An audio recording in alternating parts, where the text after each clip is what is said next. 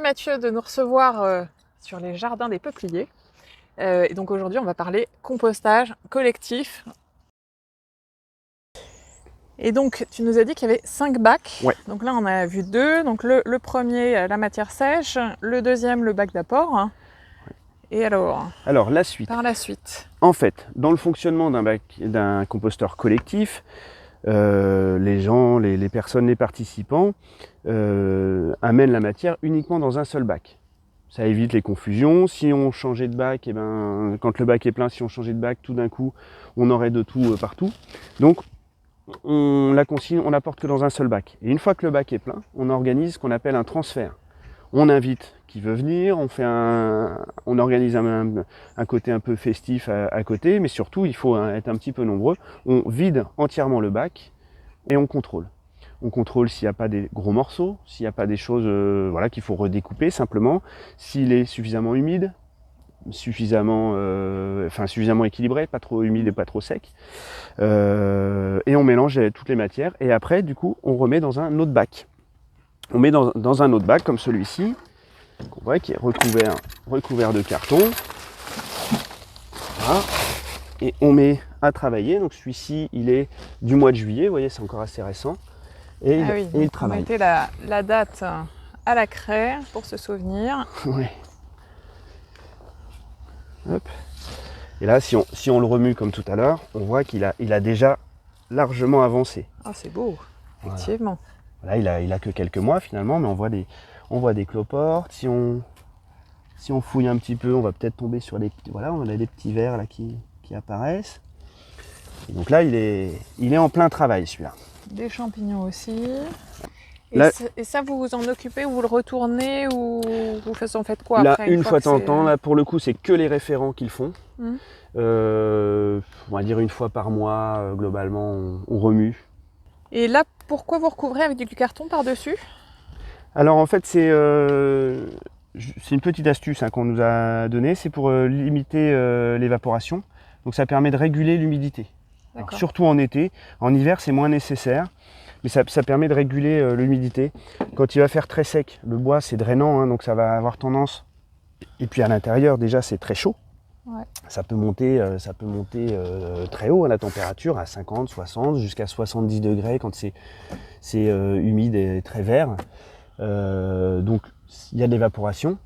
Donc pour limiter l'évaporation, on met du carton sur la période d'été. Parce que s'il n'y a plus d'humidité, il n'y a plus de vie. Donc plus de vie, il n'y a pas de décomposition. Donc on repart à zéro, il faut réamorcer à ce moment-là les bactéries, les vers, il faut tout recréer.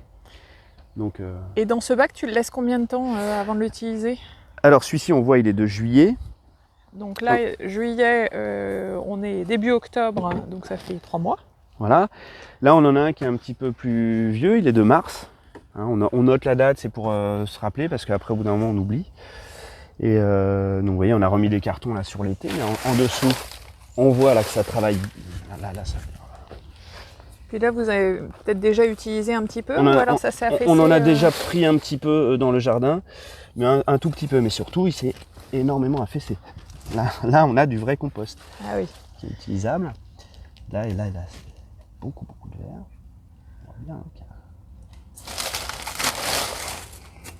Ah, ça, c'est une mine d'or. Là, celui-ci, et vous voyez, avec les cartons, il est encore humide, malgré sur les côtés, il est assez sec, et au cœur, il est resté bien. Et donc, il y a plein de verre. Et sur le côté, c'est très sec. Et dès qu'on va dedans, sous les cartons, c'est beaucoup mieux. Là, il est impeccable. Vous voyez, celui-là, on le regarde beaucoup moins. On le laisse travailler tranquille. Une petite aération une fois de temps en temps si on voit que c'est nécessaire, mais c'est tout. Et surtout, on l'empêche de sécher et on laisse travailler les petites bêtes. Donc ça, tu vas le mettre après directement sur les on peut le mettre potager. directement. Là, il y a un petit peu de copeaux, un petit peu. Alors, il est utilisable avant tout pour tous les participants. Toutes les personnes qui apportent des épluchures ont le droit de récupérer leur part de compost. Là, pour le coup, c'est obligatoire. On ne peut pas se dire on récupère du compost que pour le jardin. Dans la réalité, il y a quelques personnes qui récupèrent pour leur potager, pour leur jardinière, quelques personnes qui récupèrent et la majorité va quand même au potager. Au potager, parce que vous avez combien de mètres carrés sur le potager? De cultiver, près à 200-300 mètres carrés. Et ça, tu l'apportes quand alors du coup, le compost au potager? Alors on peut en À apporter quelle période? maintenant, à l'automne, comme ça en mettant en surfaçage sur la terre, comme ça les micro-organismes continuent de travailler sur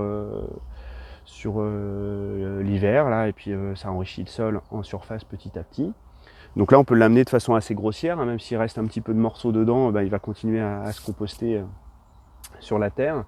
Et puis sinon on peut en apporter au moment des plantations aussi, au printemps. Au printemps. Voilà, faut juste pas que ce soit en contact direct avec les semis, s'il est à peine décomposé.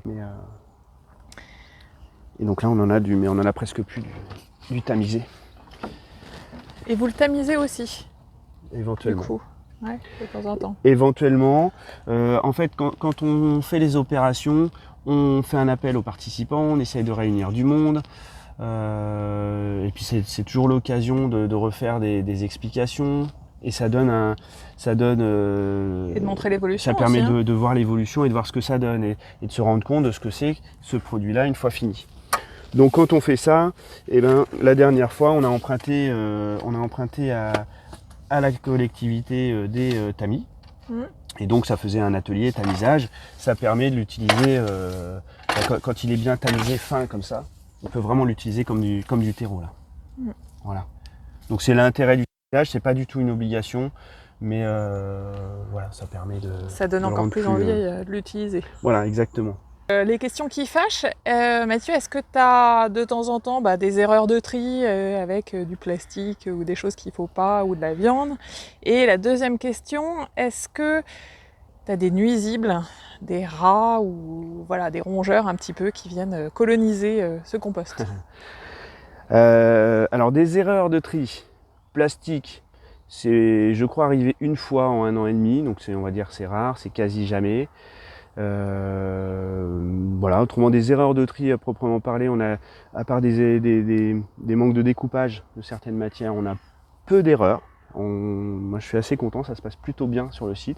Je pense que le fait qu'on soit nombreux aussi à passer régulièrement, ça évite, on avertit tout de suite quand il y a quelque chose qui... Et à faire des redites aussi quand voilà, vous faites je pense que ça marche bien du coup. Dans ce qu'il ne faut pas mettre, la viande, ça dépend, parce qu'en général, c'est pas forcément une erreur d'apport, la viande, parce qu'on ne va jamais mettre des grosses quantités. Il y aurait une grosse quantité de viande, ça poserait un problème, parce qu'il faut le gérer vraiment bien pour pas qu'il y ait de mouches, hein, essentiellement. Hein, mais là, s'il y a un morceau de gras de jambon, je crois que je m'en rendrais même pas compte. Ouais. Hein, voilà. Donc ça, il y a pas de souci en tout cas. Parce qu'il y a un gros volume aussi, c'est pour ça.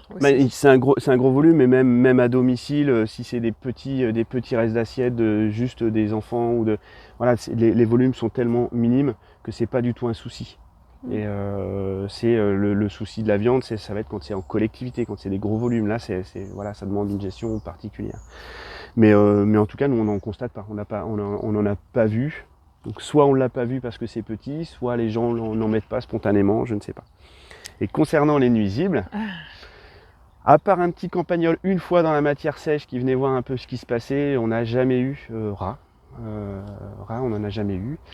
Et donc c'est plus une idée reçue. Alors, quand on s'en occupe bien, voilà, qu'on retourne un peu régulièrement. C'est pareil, le fait qu'on remue souvent, le fait qu'on s'en occupe, on les laisse pas tranquilles en fait. Et même la matière sèche, en fait, là, c'est plein, on vient de la remplir, mais on la remue en fait régulièrement, donc ils aiment pas ça, ils sont gênés. Et donc peut-être qu'on en aura un jour qui s'installeront, mais pour l'instant, je dirais que on n'est pas embêté, c'est pas un souci. Pour nous, c'est pas un sujet ici. Alors si j'ai bien compris, donc un bac, on met les déchets de cuisine et on équilibre avec la matière sèche qui se retrouve à côté. On mélange un petit peu à chaque fois, et puis quand le bac est bien plein, on le transfère dans un autre bac de maturation pendant quelques mois, qu'on retourne aussi, qu'on recouvre de carton pour garder l'humidité et accélérer la décomposition. Et après, direct au jardin.